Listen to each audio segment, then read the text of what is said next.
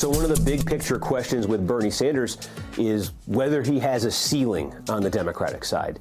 Meaning, look, he was able to win New Hampshire, but he won it very narrowly. He got 26% of the vote.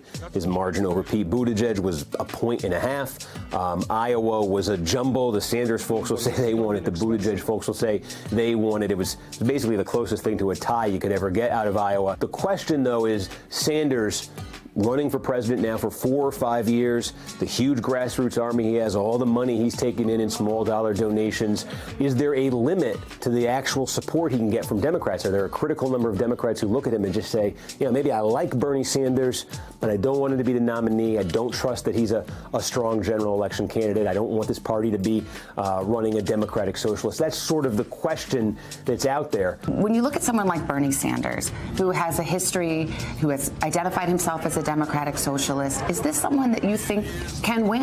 I think it would be very difficult, and it's not just because of the labels, it's because of the approach. I don't think there's any chance of the senator beating President Trump. You don't start out by saying, I've got 160 million people, I'm going to take away the insurance plan that they love. It's an untested question. We're going to find out as we go ahead. The Sanders folks, the argument for Sanders being strong and not having a ceiling is, if you take a poll of Democratic voters and you just say, do you have a favorable or unfavorable view of Sanders and all the other candidates?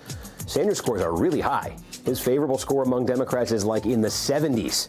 In fact, the most recent poll I've seen on this, he had the highest favorable, unfavorable rating of any of the Democratic candidates. So he's broadly liked. He's broadly popular among Democratic voters. On some level, they like him. That certainly augurs well for him. And then there's the fact that when you start to look deep in the polling here, Sanders certainly, you look at his platform and you say, this is somebody of the left. This is somebody, with a strong ideological streak to him. Everybody in America has health care as a human right, not a privilege.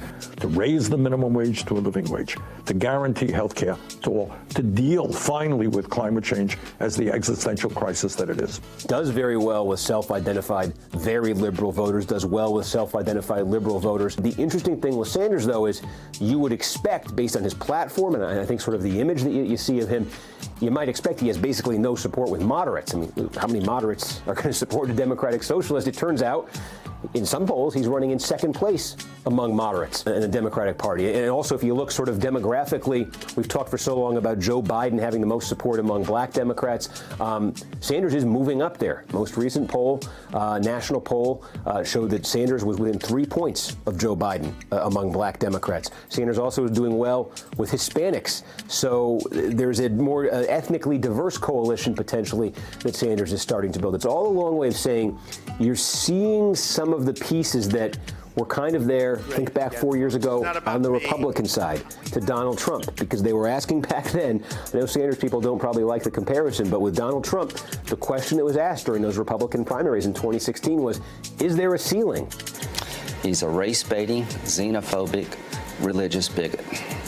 He doesn't represent my party. We were told at the beginning of the Republican process he can never win because his disapproval ratings among Republicans are in the high 60s. Republicans say they would never vote for him, ever, ever, ever, ever. We're in the 40s, 50s, or 60s. And now he's going to win the nomination. Sure, he can get 25%, he can get 30%, but is that it? Or can he build the 40? Can he build the 45? Can he build the 50? And what we saw with Trump 4 years ago were some of those same ingredients I was just talking about with Sanders. He, on that favorable, unfavorable question with Republicans in 2016, those Trump numbers were very strong. He was well liked by Republicans. He was popular with Republican primary voters. That gave him goodwill that he was able to tap into as he started winning some of these contests. And also, if you looked at the sort of ideological questions within the Republican electorate, Tea Party Republicans, we used to survey them in 2016. They liked Donald Trump. Evangelical Christians, he was doing well with them. He was doing well with self-identified moderate Republicans back in 2016 as well. So there was an ideological sort of breadth to Donald Trump's support within the Republican Party. And we did, in fact, see him able to steadily build his support.